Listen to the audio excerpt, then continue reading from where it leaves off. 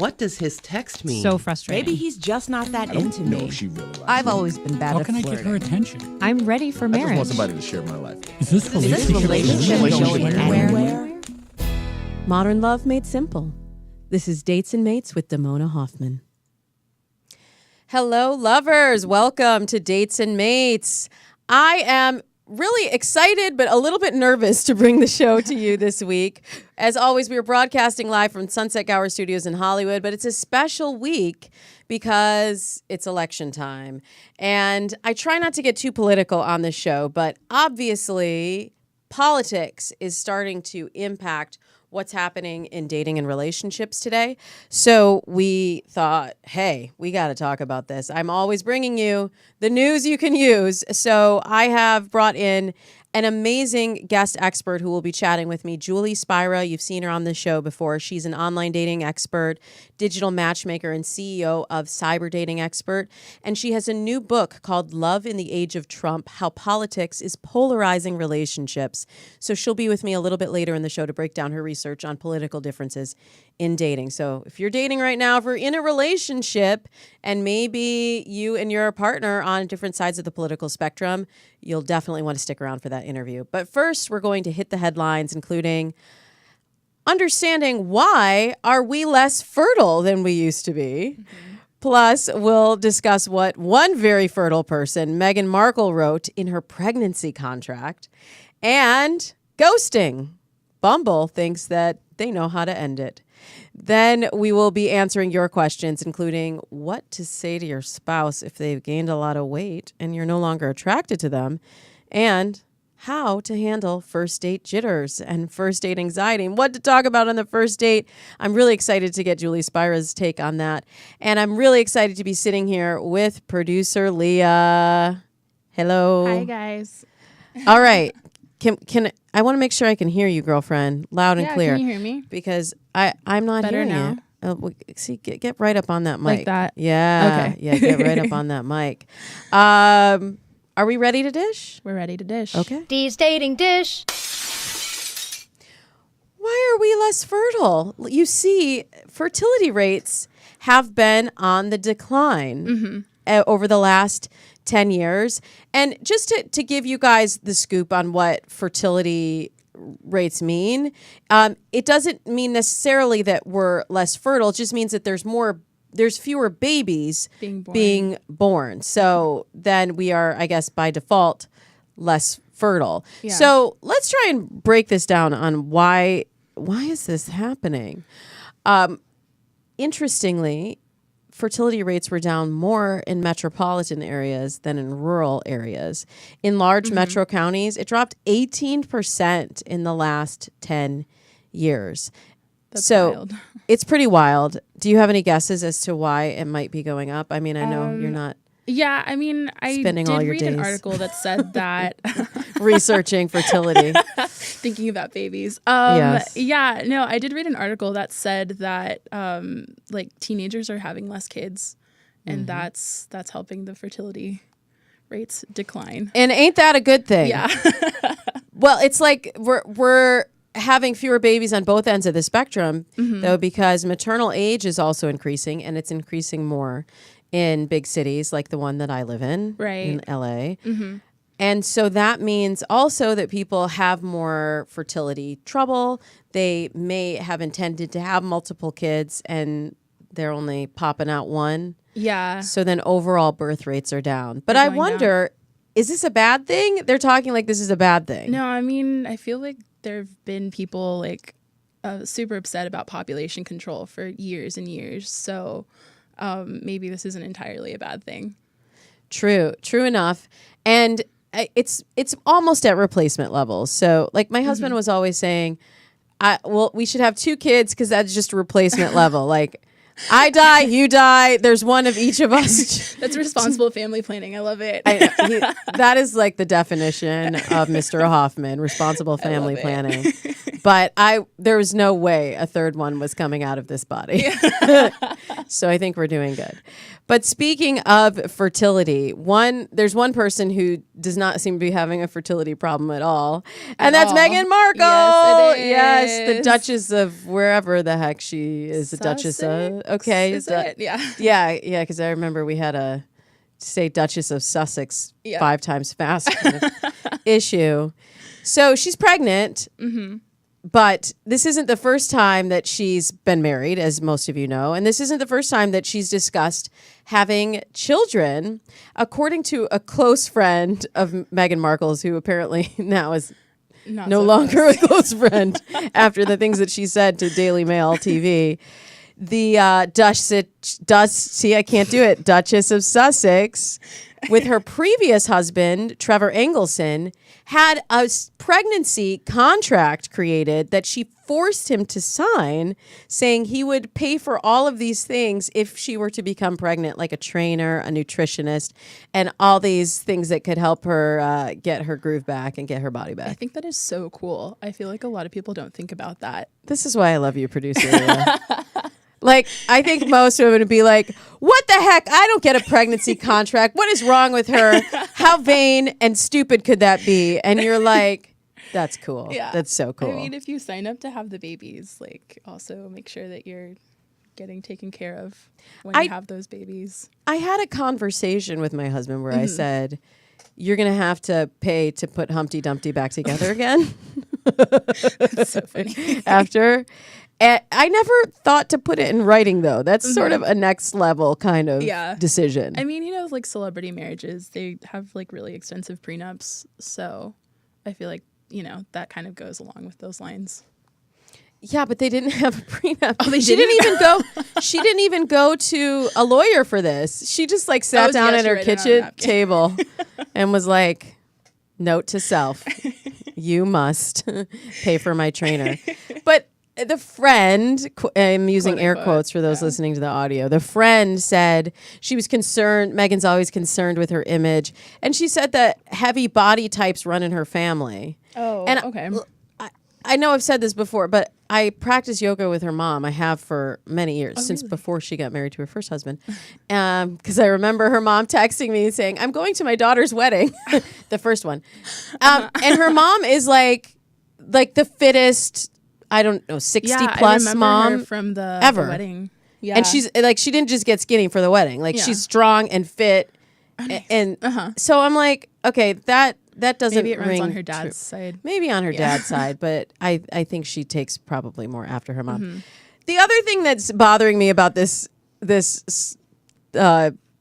royal baby situation is, why is every picture of Meghan picturing her holding her belly now, like as if we go around pregnant and just constantly holding our bellies. I can't remember, only at the very end when I was like, oh, this kid is like kicking into my groins and I have to physically lift my belly up from the underside so that I can. Do you think it's get like a the reaction to the paparazzi, like a like thing? just so you know, I'm pregnant. No, I'm wondering if it's for show. Like, yeah, I really am pregnant. I really am pregnant. Well, we wish her the best. I don't think she's going to need a pregnancy pre contract. I was going to say pregnancy prenup, but it's not a nup. I heard or I read an article that called it a pre-pup. That's cute. Yeah. Yeah. I don't think she needs a pregnancy pre-pup. I think she's going to be pretty well taken care of by the royal family. Well, one thing that we need to take care of, my friend, is ghosting. Oh, yes. And Bumble thinks they have the answer. So for those of you that are not up to speed on the current dating landscape, ghosting is when you are messaging with someone, you think you have a connection, and then they poof, disappear. It is still like the Halloween season, I guess. Very on brand for this week. On brand for this week. Thank you. And this has gotten to be a real problem with a lot of the swipe apps where people just swipe right, swipe right, like make matches. Like it's just for fun. And then it's for fun and entertainment purposes only.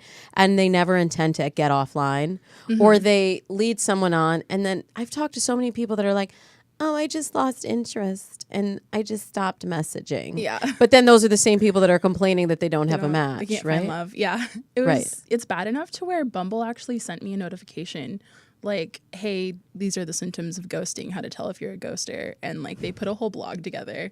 I'm going to put beyond it on the live stream. beyond putting a blog together, they recruited an in-house ghosting expert. This woman, Kate Lever, who's in the UK, she's been saying, I'm here to answer your questions about ghosting, and she's there to help people get, I guess, unghosted. So yeah, they're going so far as to ask people to take a no ghosting vow before they use the app. And dating app Badoo has implemented a similar strategy. So if you don't reply to someone in 3 days, Badoo will notify you of reply suggestions. So if you're no longer interested in your match, you can just say, click a button. Hey, I think you're great, but I don't see us as a match. Take care. Yeah. Here's my question, producer Leah. Does that soften the blow? Is it better to just have someone, if you haven't heard from them in a while, that it's just not going anywhere, right? I feel like if you're really invested in that match and you really do want an answer as to like why they never responded, then maybe that would be a really useful tool. But hey, I think you're great. I don't see us as a match. Take care. Yeah. Is that an answer, or is that just a Band-Aid? Kind of like a pass, a Band-Aid, a pass off, but at least it's something. What if people really said what they felt? Like, I thought you were cool, but then you started talking about politics. Oh. Or whatever the thing really is. Like, you kind of creep me out when you started talking about your ex or whatever. Yeah, I feel like that would only work well with like really honest people and like really straightforward people. It's never going to work. Yeah. Bottom line is it's never going to work. I really appreciate Bumble trying to make everyone decent human beings, but I have very low expectations. Right. Yeah, I'm not sure that taking a vow of no ghosting is really going to do anything, but we'll see. Well, we can all do better. Yeah. And one thing we can all do better at is talking to one another about political differences. Nice transition. Right? We're all at different sides of the spectrum. And when we come back, Julie Spira, the cyberdating expert, award-winning dating coach, and author of Love in the Age of Trump, How Politics is Polarizing Relationships, will teach us how to come back together and communicate once more. So we'll be back in just a moment. But first, I have something very important to tell you.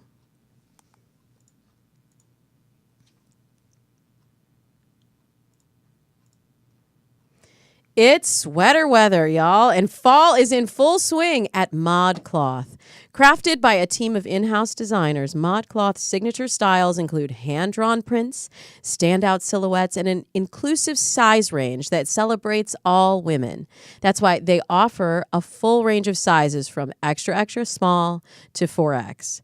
And you can prep for these upcoming holiday parties that I know you're getting the invites to with ModCloth's Party Boutique. Discover everything from sheer lace to irresistible sparkle. That's my style. And between now and February 2nd of 2019, you can get 15% off your purchase of $100 or more at modcloth.com. I'll spell it for you. That's MODCLOTH.com when you enter the code DatesAndMates at checkout. So I'm heading back east for Thanksgiving, and you know what? I'm going to be all cozy and cute with my new For the Winnipeg hooded coat in my signature pink color. I know you podcast listeners know that I'm a pink enthusiast, but hey, if pink is not your thing, they have many fun patterns and colors to choose from, and they're an easily grouped collection so you can find what you're looking for quickly.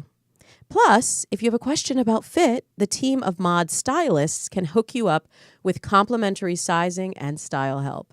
So get 15% off your purchase of $100 or more by going to modcloth.com and enter the code DatesAndMates at checkout. Again, that's spelled MODCLOTH.com. And this offer is valid for one-time use only, and it expires February 2nd, 2019. So please don't wait and get your ModCloth on today.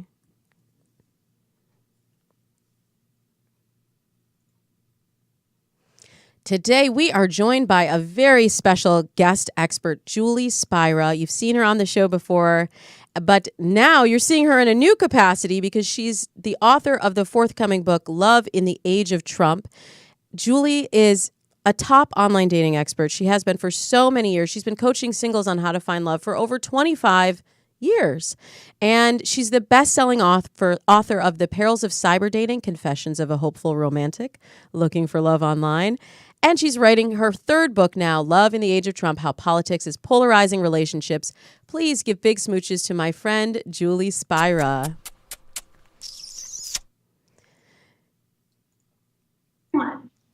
Julie, I'm so glad that you're here because this is a stressful time for a lot of people.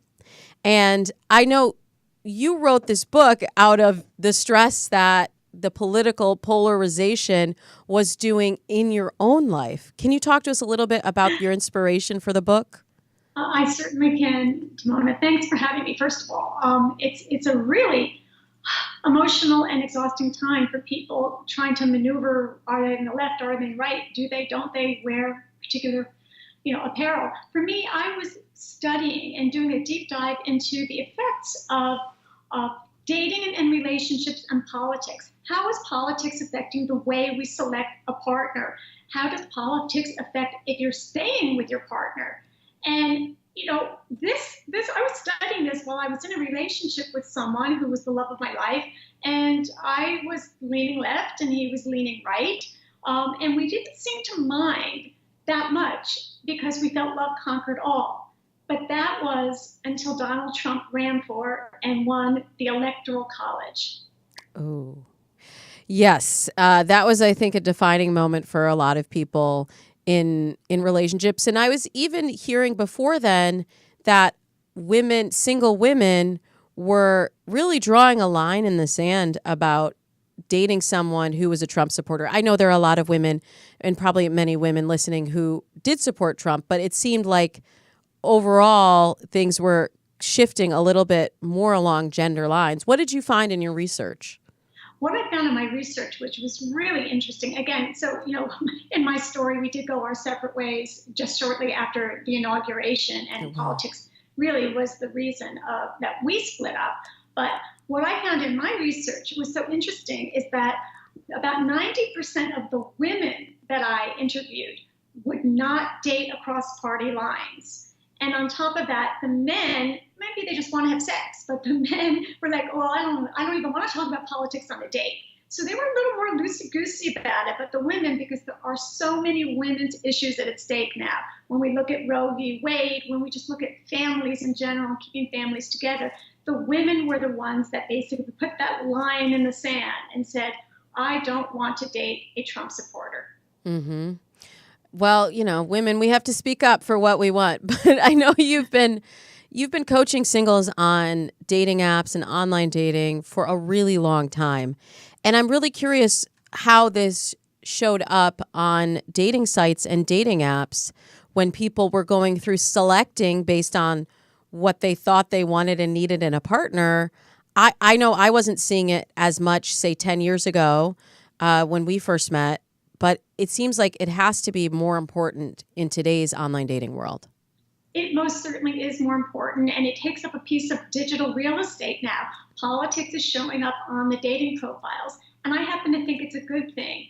And if we think back to 10 years ago, 15 years ago, Match.com always had a place where you could list your political views, and they had maybe 7 different selections to check off in their little checkoff box. So you didn't have to say, swipe left if you voted right, or you didn't have to show up wearing a particular hat, that says either not my president or make America great again. You just check that one box. Now it's really become a part of the conversation, and people are using their About Me sections to specifically say things like, as I said, swipe left if you voted right. And I had in my profile, I prefer Rachel over Sean. And that was just my subtle way of letting people know that I wasn't going to be fanatic about it, but I sort of had an opinion without going overboard.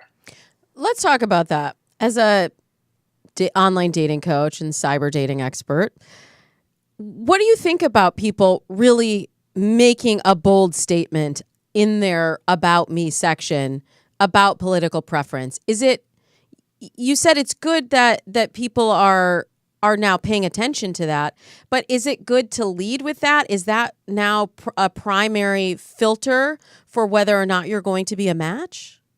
Well, I think what I've seen is, certainly from my research, is dating a smoker used to be like the top deal breaker, and that has certainly been replaced by politics. So I wouldn't say come out kicking and screaming in the first sentence, but if we look at the trends in dating and selecting potential dates, politics is playing a role. And if we look at sites such as, look at Bumble, you mentioned Bumble earlier about the ghosting, but Bumble just added something to the profile where it specifically says, you check off, your religion, you check off, are you looking for a serious relationship or a hookup? And you check off, are you apolitical? Are you conservative? Are you Democrat? Are you liberal? You can check those on there. And you also have another question that you can check, and it's very easy to see, and that is, this is a big important one, everybody. Are you a voter?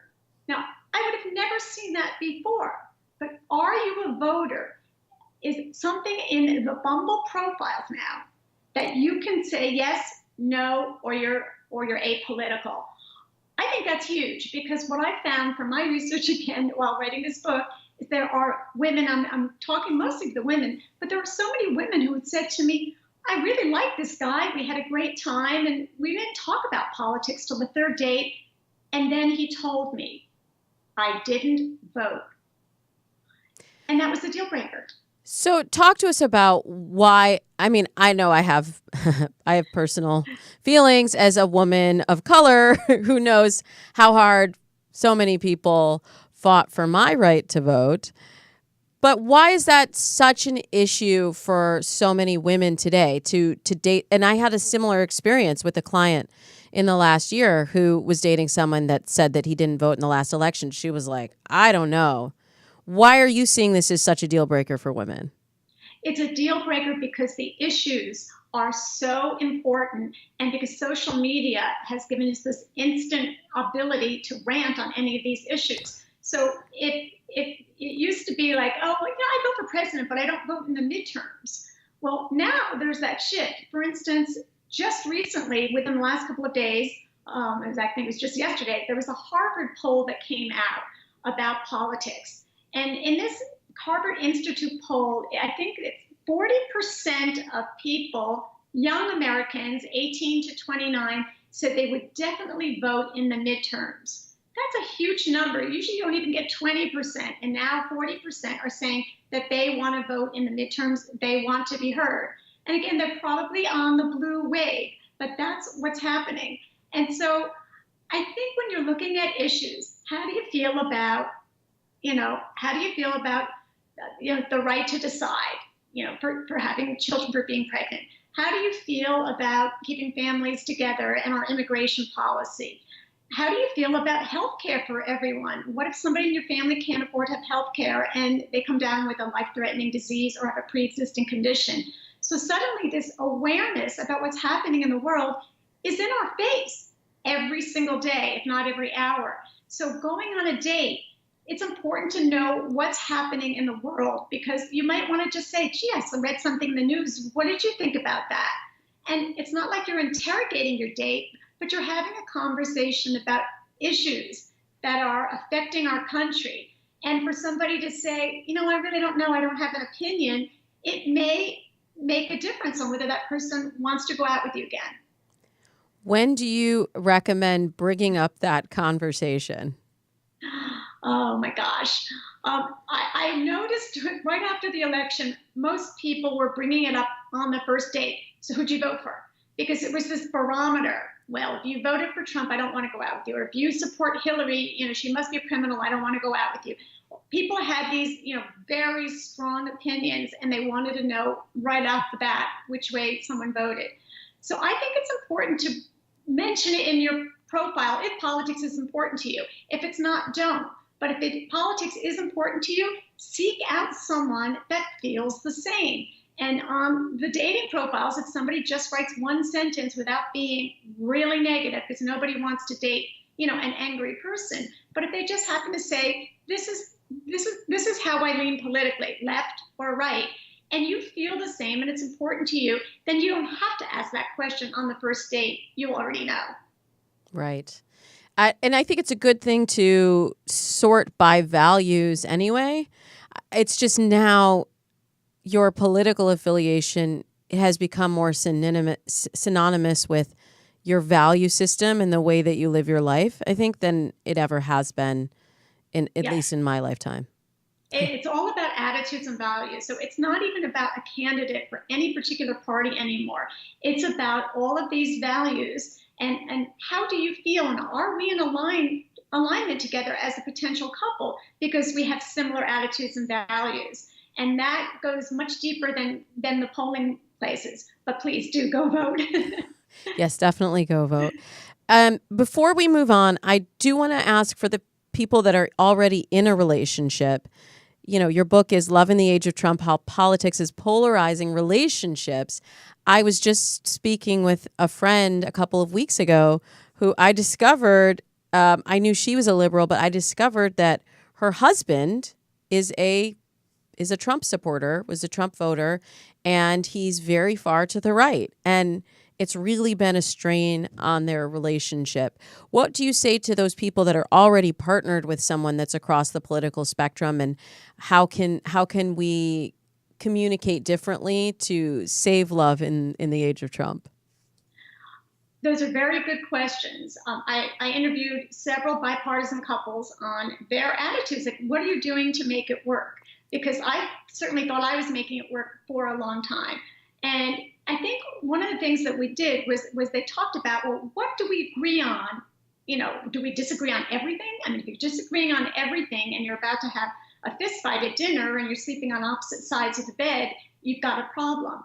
But if you're agreeing on certain issues and you're disagreeing on other issues, ask your partner what's important to them. What do they think? Why did they vote for that candidate? And what do they believe in that party's message? And what do they think maybe isn't so exact? Maybe they don't feel 100% aligned with the party. And then put a timer on it. Just say, okay, you know, we're going on our romantic date night, and we just had our 15 minutes of political talk, so it's off limits. You have to set a timer and make sure that you're not bringing politics into the bedroom if you want to save your relationship. Right. And I always say, don't try to change the other person's mind, because that seems like a recipe for disaster. If you're talking about the issues, it's one thing. If you're trying to convince the other person that you're right, that's probably less successful for couples. Did you find that in your research? Yes, you really can't change someone's attitudes and values. You may be able to change where you go on vacation, you know, what you want to do on the weekend. You pick the comedy, he picks the drama. But when it comes to these values, especially when they hit home and they hit your friends and your families, your schools and your neighbors, you really need to be in alignment with that partner for most of that. And I have seen situations where I had one family where there were twin girls and they were senior in high school, and their mother was liberal. The daughters, if they could have voted, they were liberal, and the father was a staunch Republican. And they spent a very long time making their dad miserable until he changed his mind to save the family. So things do happen. Well, you're giving us hope, Julie. And I know you have a lot more advice at cyberdatingexpert.com.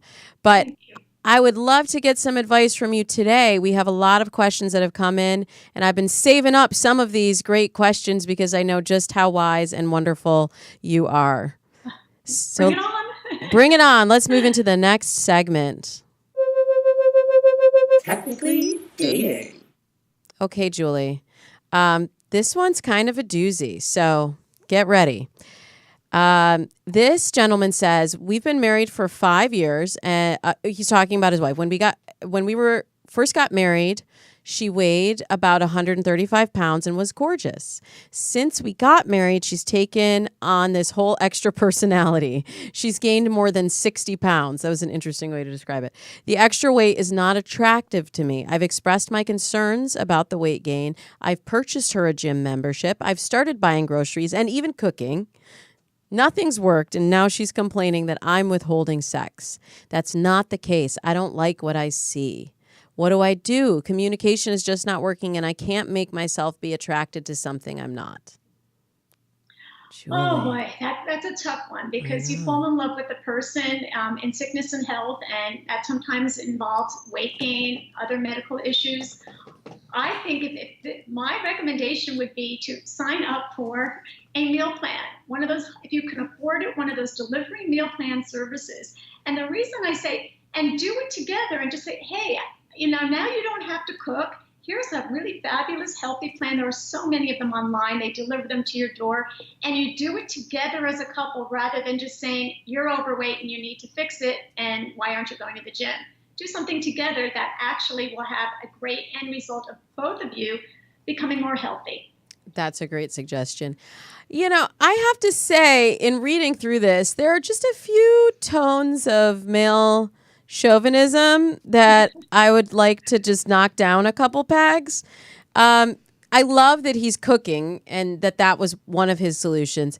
It's the way he said, even cooking that makes me feel like he thinks it's her job. So this could be one of the issues, and it could be emotional eating that's happening, and something on an emotional level that's not being addressed, because 60 pounds isn't a little bit of weight gain. 60 pounds is like a lifestyle shift. Yeah, when he said she's taken on a new personality, that signaled to me that maybe there's something going on. Yeah, I think there's something deeper happening. And I love Julie's suggestion. I would also suggest, maybe if you want to work on communication, he said it's not working, maybe talk to a counselor and see how you can make your wife also feel more seen and appreciated. And then maybe the weight loss will come. But yeah, sickness and in health, right, Julie? That's the way it's supposed to be. And men are very, I love you guys, I know, but when we first write profiles, men tell me I won't even date a woman who's 5 pounds overweight. And I'm like, that is so ridiculous. What if you fall in love with this person and they come down with some kind of medical disease that requires certain medication that makes them gain weight as the end result? Are you going to leave? Oh, no, by then I'll be in love with them and I would never leave. I'm like, well, then don't be so narrow in your focus about weight gain. I've seen women walk through rooms that are so curvy with such confidence that like heads turn. So it's not about what's on the scale. It's about the self-love and the attitude within.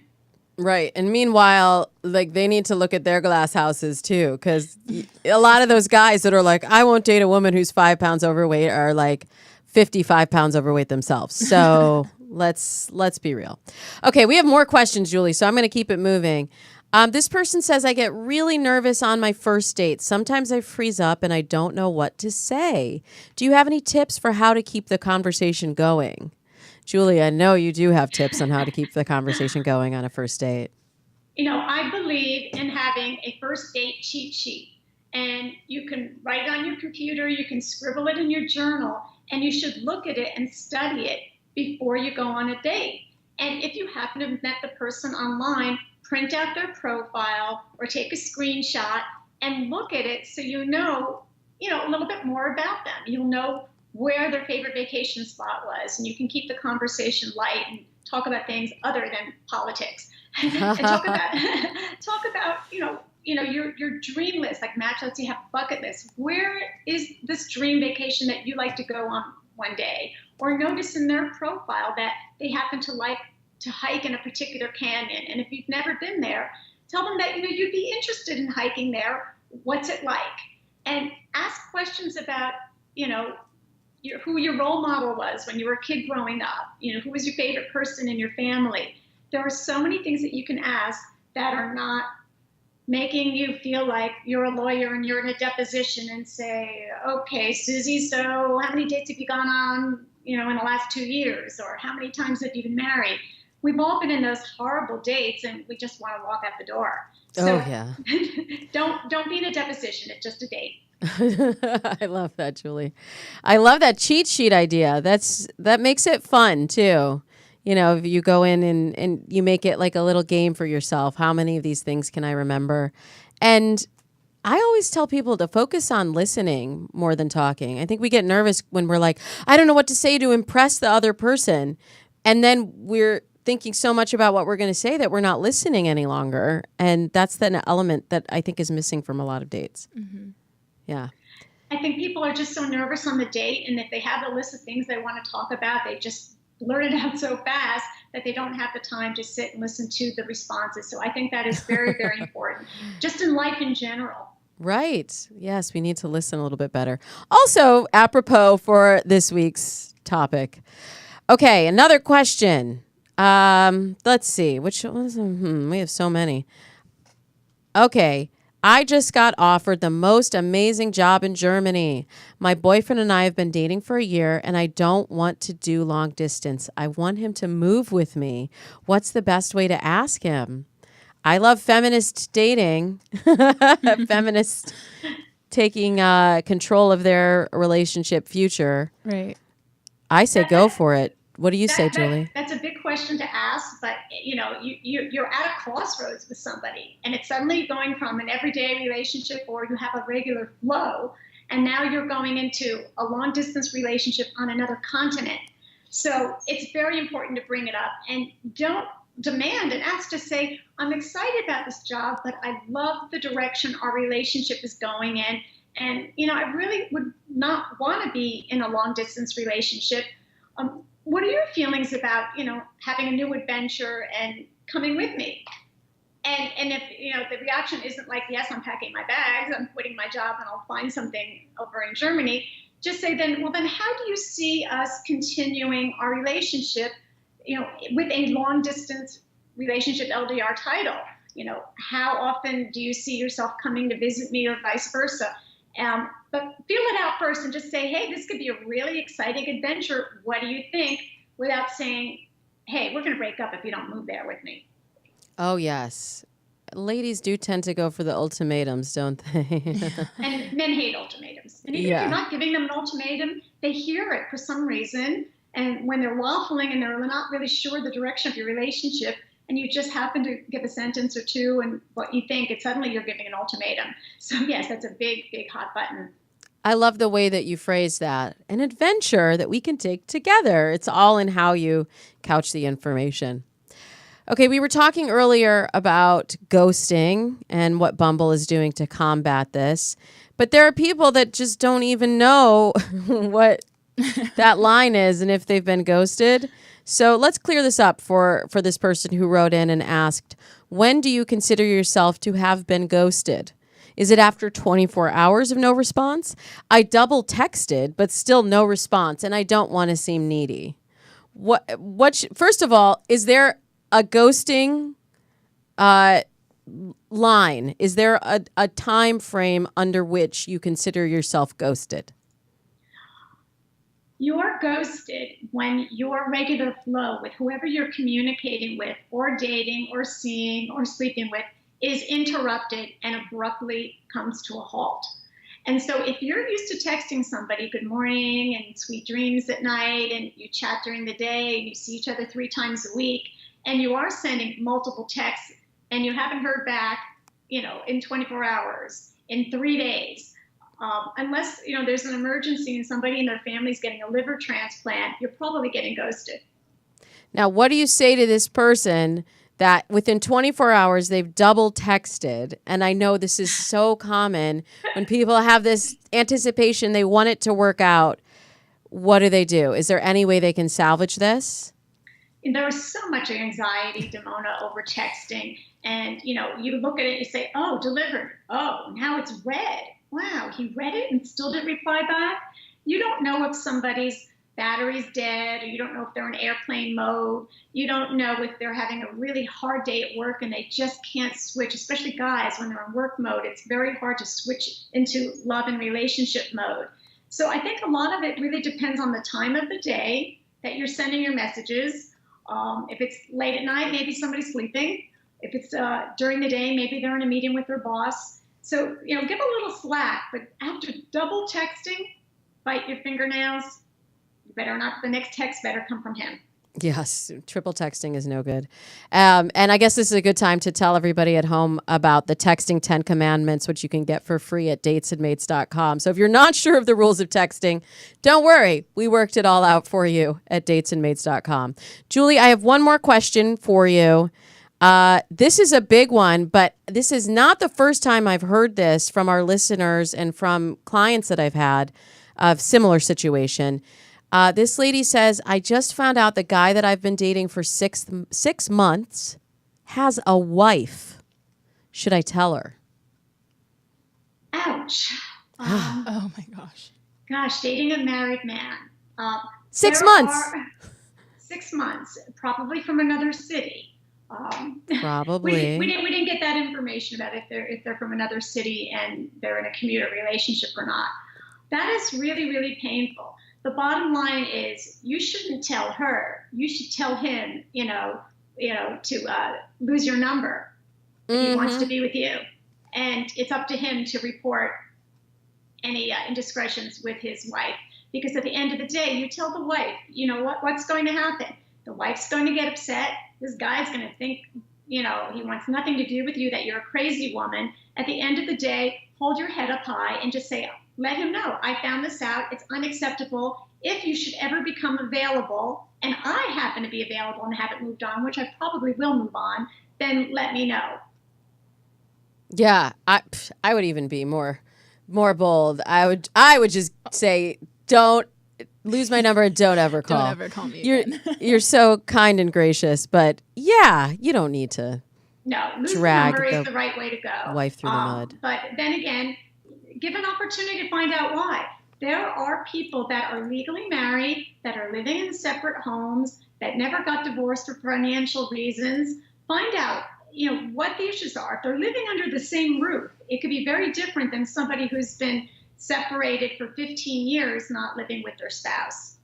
You are so reasonable, Julie Spira, and that is why you are the perfect person to have written this book, Love in the Age of Trump, How Politics is Polarizing Relationships. So people can find out more about the book at loveintheageoftrump.com. And I know you have so much more to offer at cyberdatingexpert.com. So thank you, Julie, for sharing your wisdom with us today. And best of luck on the launch of the book and on your relationship future. And may it be not polarized, and may you communicate well with your partner and have all of the values that you wish. Thank you. Thank you for having me. Thanks, Julie. One last segment to go in today's show. Since we got a little more serious on the political tip, I thought we would keep it a little bit lighter. And sometimes we like to do a little matchmaking for some of our celebrity friends. I say friends in like the royal friends. Like I don't know them, but I would love to help them find love.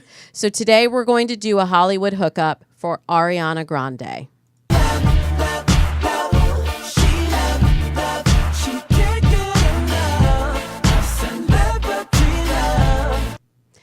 Sweet, sweet Ariana Grande, 5 feet of fantabulousness. She is a singer, songwriter, actress. Mm-hmm. She started on Broadway, and then she moved on to Nickelodeon. Mm-hmm. And now she's 25. She's had so many failed relationships, 2 in particular, one with the late Mac Miller and another with SNL's Pete Davidson. We talked about this on the show a few months ago. Both of these fellas had substance abuse issues. Definitely, yeah. And I've said it at that time, but I feel like she doesn't need to be in a situation where she's taking care of somebody else or like making sure that they're staying sober or responsible for someone else's well-being. I would really love to see Ariana Grande in a situation where someone is taking care of her and like she's with a grown up, right? Yeah, I can see that. Okay. So I have like a couple ideas. Should I give you both of my ideas? Yeah, give me both of your ideas. Okay. Number 1, I've pitched this person before, but I think it's just because I find him absolutely adorable and irresistible. Zac Efron. You love Zac Efron. I mean, I love Zac Efron. I mean, I'm definitely in the cougar camp of this situation because he's 31. But he's so mega talented, and he just gets cuter and cuter. Yeah. Okay, enough of my love for Zac Efron. I'll tell you why he's great for Ariana. So he comes from the realm of being a child star, like she did. Mm-hmm. And I think that's something that's a unique experience that not everybody would understand. Yeah. So they can speak Disney, Nickelodeon to one another. Like they had to grow up together. That's cool. Yeah. Yeah. Uh-huh. And then he's also been sober for many years. I would prefer to pair her with someone that just doesn't drink and never has drank. Sorry, my conjugation is not appropriate. But, it's been a long time, and he kind of battled his demons. And now he's just living his best life and focusing on his work. And I feel like that sort of focus would be really good for her too, because her star has continued to be on the rise. Mm-hmm. She doesn't need to be with anybody that's diminishing her brightness. She needs to be with somebody that amplifies it. Yeah, and like you were saying, she doesn't have to like swoop in and save him. Yeah, like that part has already moved on from his life. Yeah, and he's doing well too. Like his star's on the rise too. They could just rise up together. My second idea is, I think, maybe a little too old. Like I was like, I want an older, more distinguished guy for her. Is 37 too old if she's 25? Oh, yeah. Is that too old? I mean, she maybe seems not. like maybe a grown up. Yeah. Chris Evans is single and ready to mingle. He's dated Jenny Slate on and off. So I can tell he likes a girl with a little bit of spice to her. Right? Yeah. Jenny's cool and Jenny spunky. So maybe he could go for Ariana. Yeah, I think that'd be good. Like their personalities might mesh totally. And I mean the faces of any baby that they would make together would just, I'm like, we could just do like a mashup of their faces. Like, I mean, they would just be They'd beautiful. Make good babies, yeah. I mean, she's so beautiful and he's so beautiful, and then beautiful plus beautiful equals more beauty. More beauty. Okay, top that, producer Leah. Who you got for Ariana Grande? I don't know if I can top that, but I mean, first of all, I want her to be single for a very, very long time. I think she needs it. But after that, what's a long time? Like 3 months, 6 months? 12 months? No, I was thinking like a year, 2 years. 2 years? You're single for 2 years. I don't know. I just feel like she needs it after like everything that she's gone through with the bombing and these last 2 relationships. She needs some time. Okay, we'll give her 6 months, and then she will date. Who? Okay, Trevor Noah was my pick until I found out that he had a girlfriend. Things in 6 months, anything can happen. Exactly. If in 6 months he's no longer with his real estate agent girlfriend. Why did you say Trevor Noah? I think that he's really like funny, and politically they have a lot in common. And she obviously really likes funny guys and goofy guys. So, he has his own show on Comedy Central. So that's political and funny. Yeah. So it seems like they'd be a good match. Okay. Yeah. Well, Ariana, if you want some professional matchmaking, you know who to call. That does it for episode 236 of Dates and Mates. We would love to hear from you. What is your dating challenge? What questions do you have? You can message me. I'm on all the social medias at Damona Hoffman. You can email me, damona@damonahoffman.com, or give me a call at 424-246-6255. And by the way, if you are having that texting and dating dilemma, go to datesandmates.com and you can pick your free e-course, The Texting 10 Commandments. It's a workbook and a video, all for you to figure out how texting and dating even works today. And if you're in a relationship, I have something for you too. We have the 7-day relationship boot camp. That's also free for you at datesandmates.com. If you love the show, why not tell somebody? Why not leave a review for us on iTunes? And that will help us heal more hearts and reach more people. It is election week this week. So the biggest way you can show your love is by voting. I don't care how you vote. Just make sure you get out there to the polls and let your voice be heard. Next week, we have a spicy episode coming up. A sex and relationship coach will be joining us to help men become better in bed. Whew! I'm getting hot just thinking about it. I'll see you next week. But until then, I wish you happy dating.